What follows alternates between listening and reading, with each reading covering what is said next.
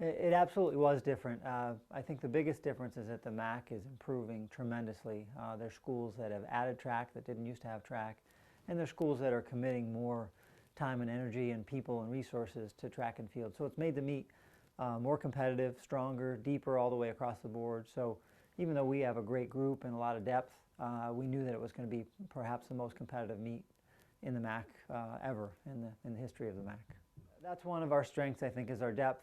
We certainly had some folks who were stars, and you're going to get to talk to one of them in a minute, who did a great job for us as far as winning a few events. But one of the keys for us is our depth. And we had 31 women who scored for us and 29 men who scored for us. And we scored in almost every event in the meet. So while we certainly had some people that did some heavy lifting, did several events and did them very well and were at the top of the conference, our depth is huge for us as far as being able to get us to the top of the conference. You know, one of the great things about Lindsay is that she's new here. This is her first semester here. And I really feel like she embraced the whole team concept and us going after something as a team. She certainly could have done one or two events individually on her own and done those very well.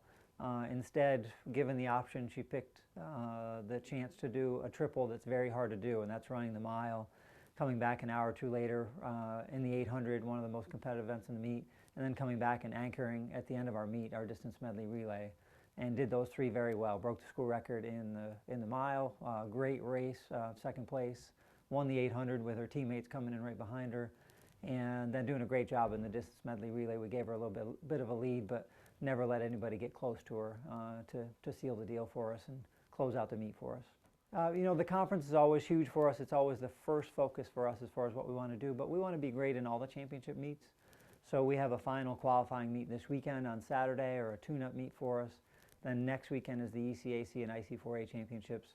Because that's all the schools in the East, it's 100 schools from Maine to Virginia.